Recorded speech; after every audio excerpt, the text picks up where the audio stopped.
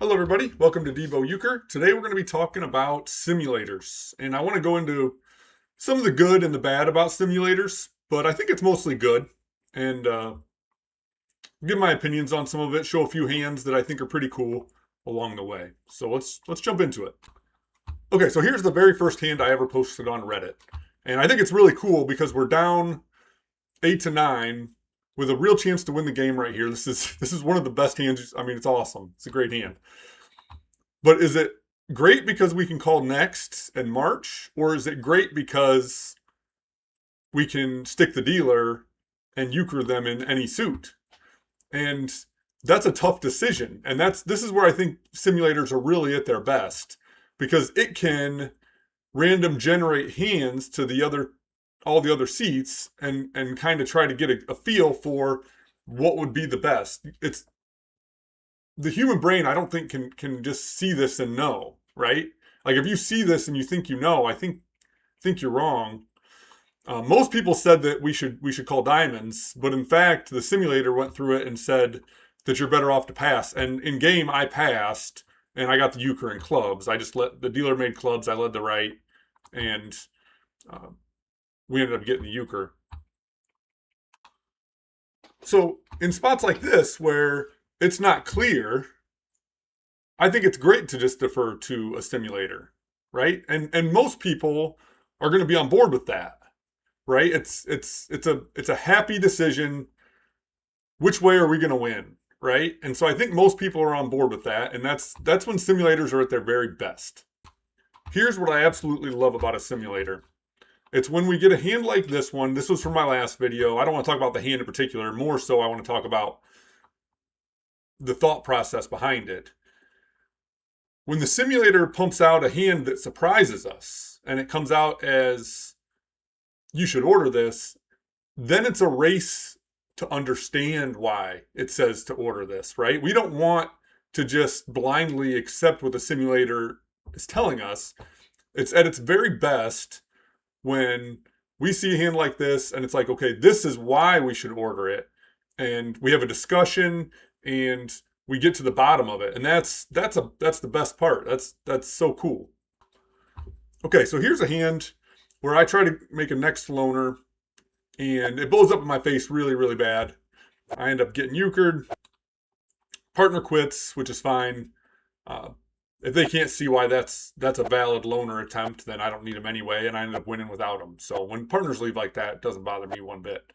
But I wondered, okay, so I lost, but was it the right decision? It wasn't the right decision in this game, but was it the right decision overall? So I posted it to be simmed, and the results were pretty interesting. So when I posted it, I didn't show the card that was turned down. So the person who was running the sim, thanks Wes, ran it with every card being turned down, every single club, and went through them all and found that he was getting different results on whether or not I should go alone in spades, depending on what club went down. So the race is on to understand why that would make a difference. So here's my theory, and I can't prove it. It's just my theory.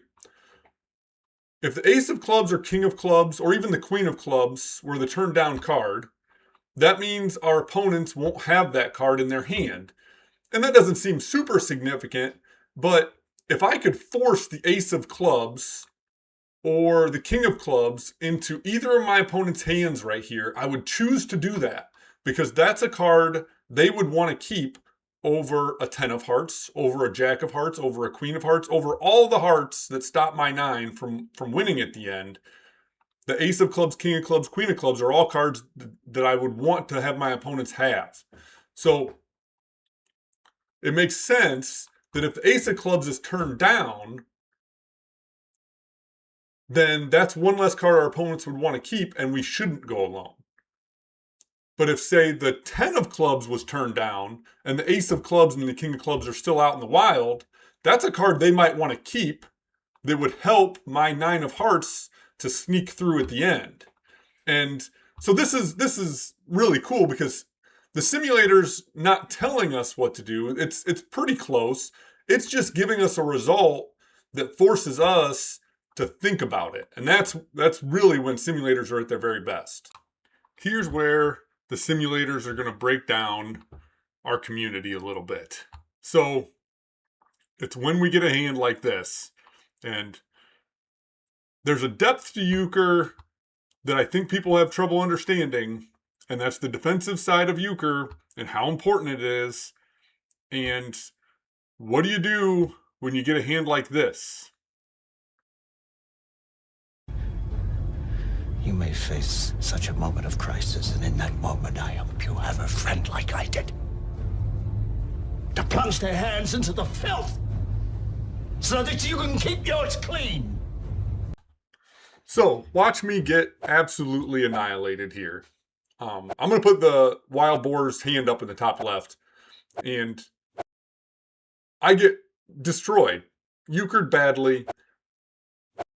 Wild boar has a loner in diamonds, and I prevent that by just being aggressive. And that's something that the simulator can factor in, but we have a hard time doing that because we're getting euchred and it hurts and it looks embarrassing and my partner no-ways me and I feel nothing. I feel nothing when that happens. And I'm at complete peace with this.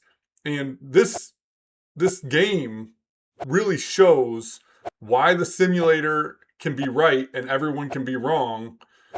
And I go on to win this game. And if I don't order this hand right here, we lose on the spot. In conclusion, the simulator that we're using on Reddit, I think it's the best around. I've heard of a mythical raise simulator, and that one's no longer around. But my understanding is that the simulator we're using on Reddit is giving results that are pretty darn similar to the mythical raise simulator. The only real problem with the simulators is when people don't want to accept the dirty work that needs to be done. And they want to bury their heads in the sand and go look for a simulator that won't tell them that they got to do this dirty work and giving out bad advice. But as far as I'm concerned, the simulators are about the coolest thing we've got going right now, other than actually playing euchre. So thanks for watching, everybody. We'll catch you on the next one.